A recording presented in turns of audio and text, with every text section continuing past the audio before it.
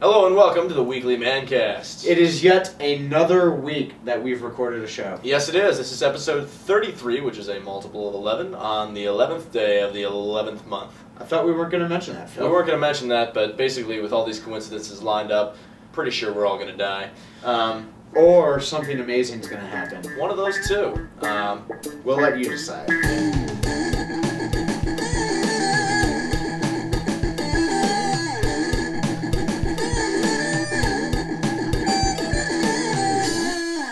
Alright, so this week we're going to be talking about literature and poetry and all those other fine English arts, you know, that are wonderful. And so useful in everyday life. Yeah, I mean, they're just like, if you're going to study one thing, that's the thing to study, really. Yeah, exactly why we're both engineers. Yeah, because, you know, we can't measure up to those geniuses who critique literature and critique movies and whose opinions are very, very much more valid than mine.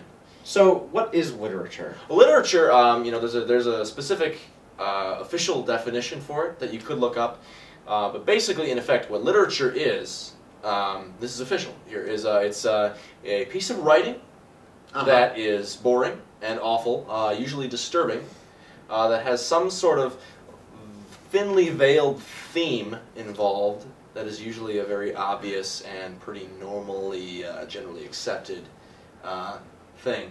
I think you just explained my math textbook. Math textbook, you know, for it to be literature, somebody actually has to read it. Well, I guess that's true. I mean, I don't really read my math textbook. No, nobody reads math textbooks. I mean, I just use that as like a resource, you know, every once in a while. Yeah, you just find the example that corresponds to the problem you're doing. And then you copy it, right? Yeah. Exactly. But literature, I mean, there's all sorts of literature. Yeah. I mean, there's English literature. Yeah. And there's French literature. Is there British literature?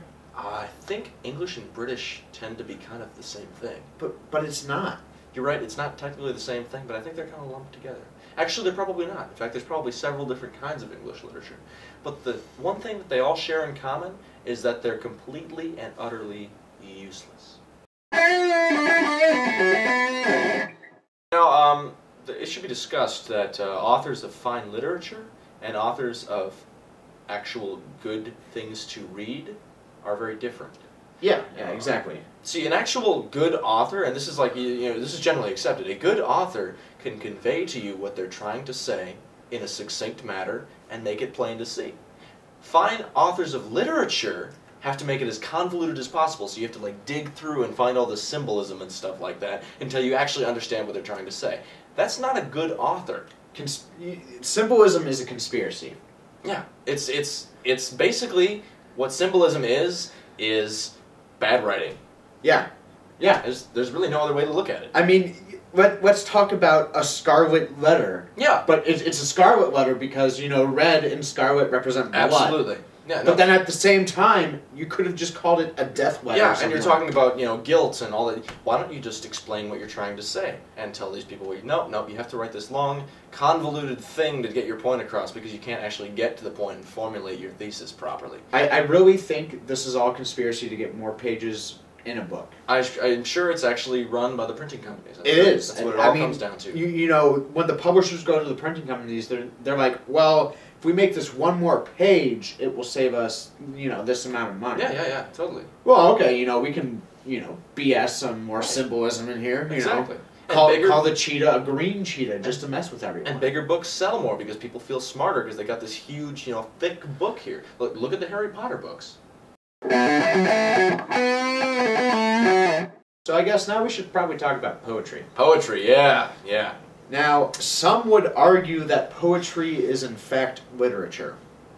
Yeah, but, you know, people would argue that, you know, like Antarctica is a state in the United States, too. That doesn't make them right. Speaking of states, did you know Guam has a state quarter? Really? Yeah, I found one the other day. That's interesting. Total side note. Anyway. Yeah. Poetry. Poetry is kind of like taking all the literature with the symbolism and all that stuff, and taking the symbolism, you know, the symbolism level, and raising it like off the charts. Cranking it to 11, basically. Pretty much. And so that you get to the point where you have no idea what's going on unless you like set this thing down and dissect it word for word. And I've done this, and it's not fun. Yeah, that's why I'm happy my lit teacher didn't like poetry.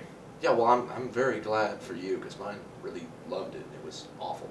The best part for me now is on the city buses as I go in. They have like poetry from the grade schools and junior highs from the Iowa City area, and these poems are great. Like there's one about some kid and his bunny, and he basically says the same thing over and over, but since it rhymes, it's pretty sweet. That's cool. See, the best poems are the ones that are like funny and catchy and rhyming and stuff like that.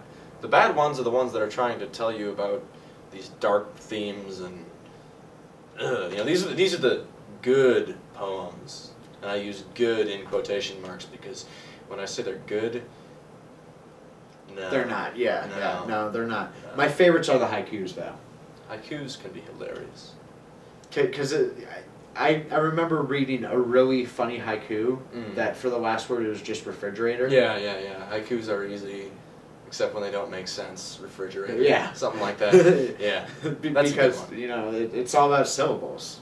Yeah, it's all about the syllables, not about the content. Which it's so short that they're just funny. But those long, rambling, just awful, symbolic, blah, don't like those. The poems that are the worst, Shakespearean sonnets. No, don't even get me started on those. Because those have to be like 22 lines long and have a certain amount of syllables per line. Yep. And then every fourth line has to rhyme with the first line. Yep. And then it's basically a mathematical formula with words. Yep. It's like mixing two completely opposite things together and not setting it to music. But as we've seen, we can already connect literature and math. So That's true. Who knows? Maybe it does work. Alright, that finishes up our episode today, but first we're going to do our brief No Shave November updates. This is Dave's beard as of today. Which is Sunday. Sunday, yes. I'm sure it'll grow more by Wednesday. Yeah, so this is actually not as grizzly as it is currently, but gives you a sense of how things are going. We'll see in 3 weeks what it gets to. I'm pretty sure it'll be pretty manly. It's going to be very manly. We're definitely going to have to get some flannel shirts going on there. Well, I'm going to have to get a flannel shirt. You aren't doing it because you're lame. Sorry, I don't like the scruff there. It's hard to get used to. I'm not gonna know. lie. It itches like crazy. But it's fun to play with in class. I'm just like, I can understand that. Anyway, we will see you again next week. Hopefully you haven't, signed us off your YouTube list yet.